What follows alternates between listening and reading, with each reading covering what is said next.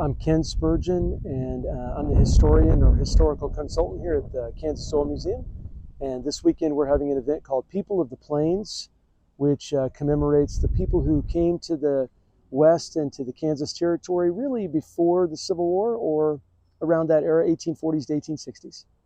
So this is our third year to do the event, People of the Plains, and it's really intended for the general public, but on Fridays we try to gauge it specifically for, third to fifth grade students, and we have 5 or 6 presenters typically, so the students go from station to station and learn.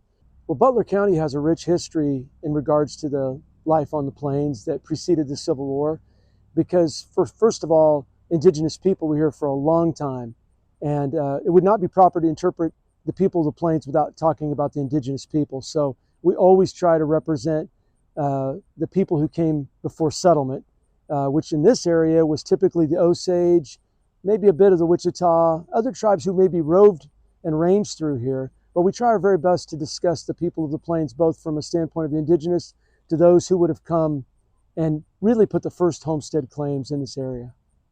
Empetuaste mi takiapi, otakuye ikigniwi machiapiksto, naha inyuha chantewaste chiruzepiksto. And that means, good day, my relatives.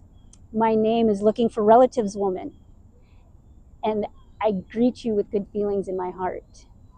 Whenever I do a presentation, I like to greet everybody with my Lakota, my traditional Lakota greeting. If we lose our languages, we lose our cultures, we lose our societies. This world, not just this country, but this world is made up of so many various different peoples with not just beliefs, but ways.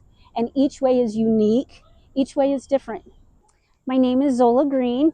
I'm a full-blooded Lakota from South Dakota, part of the Cheyenne River Sioux Reservation. I am here explaining kind of where my ancestors used to live and how they ate, how they cooked, the plants and animals that we used back then before we had grocery stores. I explained to the kids that when they sit here, they are actually sitting on food and medicine, and that should they need, they can find whatever they need to survive out in nature. I really enjoy doing these presentations for kids as well as adults. I think things of this nature bring us together as people, and we're able to share, as I said, our cultures and our differences, and we're able to learn about each other. Our differences should be inclusive, because no matter how you look at it, mitakuye onyasi, we are all related. We're all family. And that is what needs to be celebrated. This particular weekend with our People of the Plains event, we have interpreters who have done everything from talking about early settlement, trapping and trading, games that people played, indigenous life, trail life, which is, was a big part of the pre to the Plains period, early Plains period, and existed until late 1880s, and early education. How did people school their children when there weren't schools? I'm Randy Edens.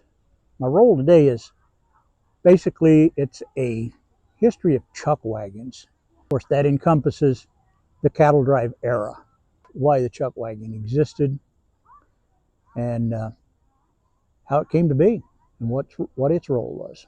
Yeah, so music and dancing was a part of Plains life. And one thing we don't think about is the only way you would have had music in the Plains period is if you played it.